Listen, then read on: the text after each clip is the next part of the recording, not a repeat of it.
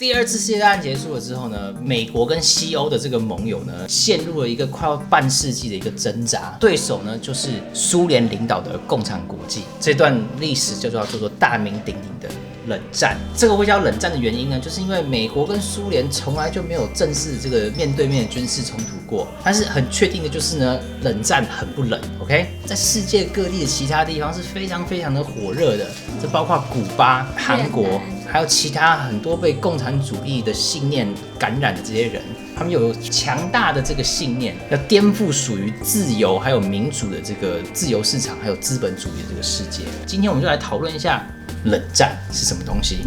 就是老师教学生突然如果有航空警戒的那个警示灯的话，他们就要赶快哔哔全部跑到地下。你有经过那个时期吗？我应该没有。我有经过，我小学1年级的时候，我还要躲到那个。我就只有地震而已，地震跟火灾而已。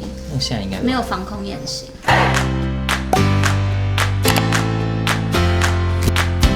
What's up, everyone? This is Mr. Nice Guy. Welcome back to PHC。节目开始前呢，我们现在讨论一下 Arc Construction。Arc Construction 呢是我们一个新的 sponsor， 然后呢，这个公司的负责人是我们的朋友。你要装修房子，还是你只要改装你的厕所，或者是要修家里的东西，他都可以帮助。甚至你要把一栋房子打掉，然后全部重新建，甚至你有一块地，然后你想要盖一个城堡，他都可以帮你去完成这件事情。很棒的团队，所以如果你有需要的话，在上面都有他的电话号码可以打给他。如果你在南加的话，然后你在其他地方的话，找其他人。冷战这个对决啊，一直到这个苏联都解体了之后，都还是有很多人在道德层面上面不了解这两个主义，然后各说各话，显得真是非常非常复杂。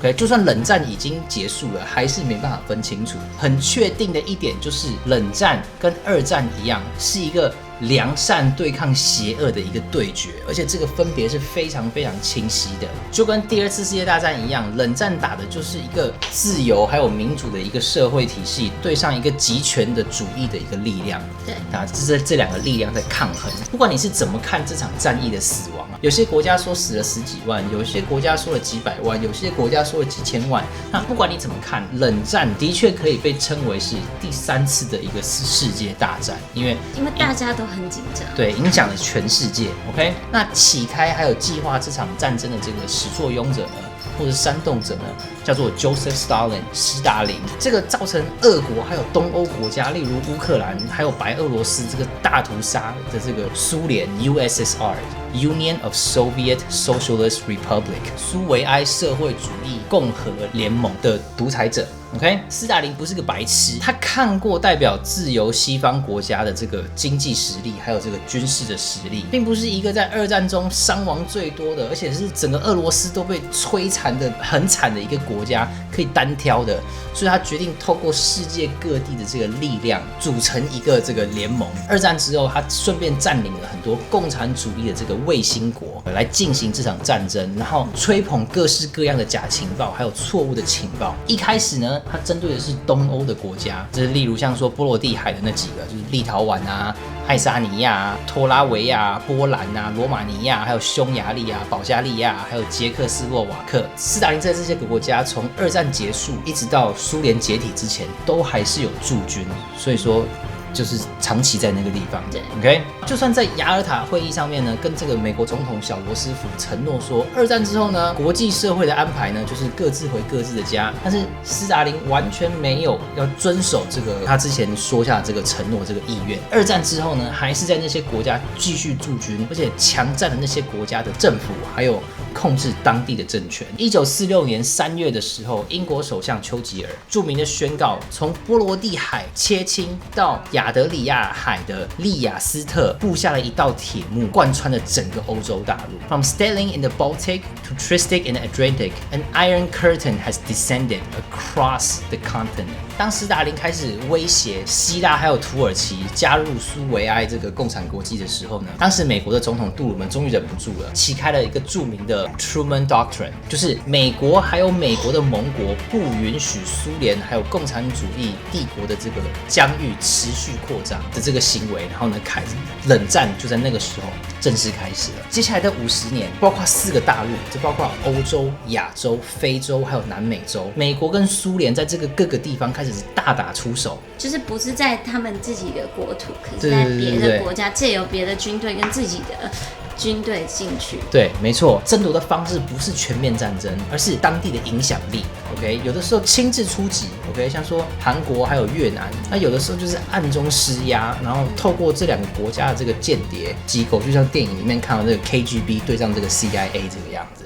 但是这场这个左右道德之战始终的目的没有改变，就是西方的国家的自由民主对上东方的苏联共产主义的暴政独裁。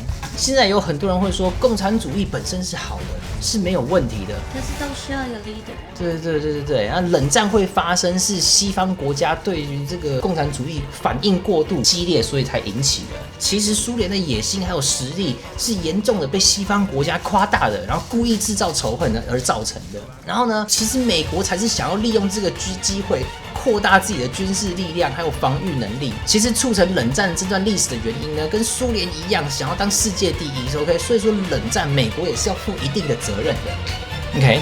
我们很明显知道，就是当然这不是事实，因为美国一直以来都是世界第一啊。不需要去做这些东西 ，OK， 这种小手段 ，OK， 而且来自俄罗斯的这个大量的结案的这个机密文件显示，斯大林的继承者Nikita Khrushchev 尼吉塔赫鲁晓夫就在文件当中说 ，We will bury you, we'll bury the free world，OK，、我们将要埋葬你 ，OK，Free World 就是指西方国家。这双方的阵营在谈判桌上面都没有达成任何的协议，或者是讨论要如何结束这场虚拟战争。OK， 双方阵营在谈判桌上不可能达成协议的原因呢，就是因为不管美国做什么，苏联永远都不满意，因为苏联的目的就是要在所有的国家都发动政变。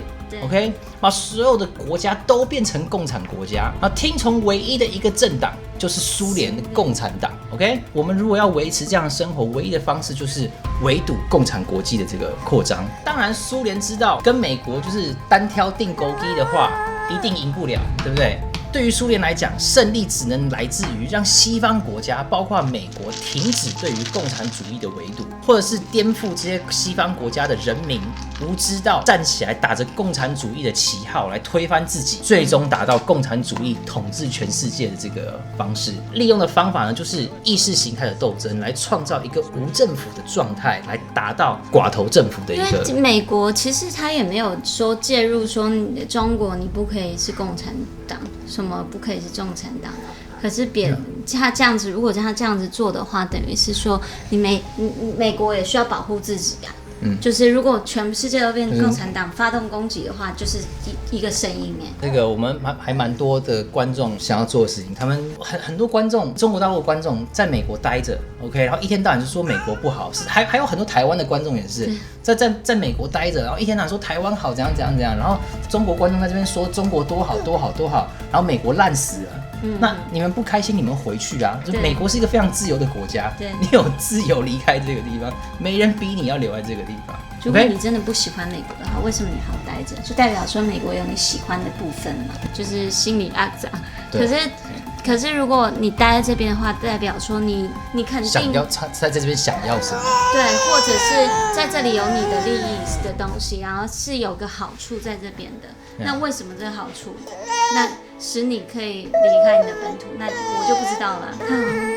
大便，它又大便。你闻闻看。那其实，在这50年间呢，好像有很多次共产主义好像就要成功了，甚至美国好像都要被这个挺共派这个左派人士达到目的了。因为冷战的关系，国际物价不稳定，每个国家人心惶惶，然后呢，西方国家步步为营的保护自己。还好出现了几个这个脑子清楚的人，例如像说美国总统雷根，还有说英国的铁娘子撒切尔，还有反共产的这个梵蒂冈的教皇，对，就上一个 Pope John Paul II。冷战结束了，很庆幸结束的方式不是以一个大军压境，对，死了成千上万的人的方式来结束，而是像放一个无声屁一样 ，OK， 臭臭的淡掉。Okay. 然后在1980年代的时候呢，苏联就跟历史学家说的一样，是一个杂乱不堪的巨人，经济上面乌云密布，军事上面精疲力竭，无法有能力持续维持这个斯大林的意志。然后冷战到最后的几年，82年到85年，3年之内换了4个领导人。然后你也知道，就是共产主义的领导人死掉，他们的葬礼都是就是要全国这样子哭的那一种 ，OK？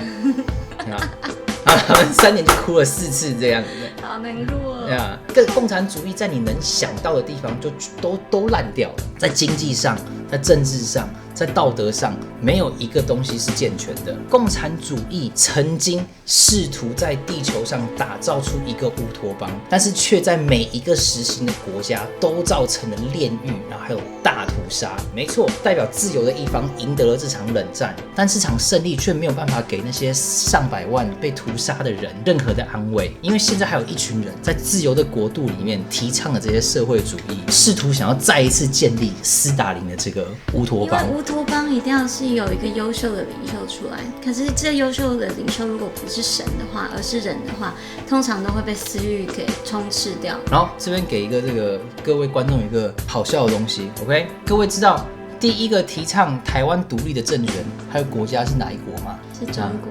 就是中华人民共和国的共产党 ，OK？ 而且当时台独分子使用的军歌就是你们现在的国歌《义勇军进行曲》。所以说支持台独的是你们。一开始的时候我也想到，就是你刚刚说冷战是第3次世界大战，对，我觉得现在的那个 coronavirus 就是第4次世界大战，把人民搞得就是人心惶惶。你看这个连你都不开心。好，感谢大家收看今天的影片。如果你喜欢的话，帮我们按个赞。然后，如果你可以的话，帮我们分享出去。还没有订阅我们的，赶快订阅。然后可以的话，follow我们在上面的 Facebook 跟 IG， 就会知道我们更最新的消息。然后最后，如果你可以赞助我们的话，在下面都有属于我们的链接。好，那我们就这样了，下次见，拜拜。笑。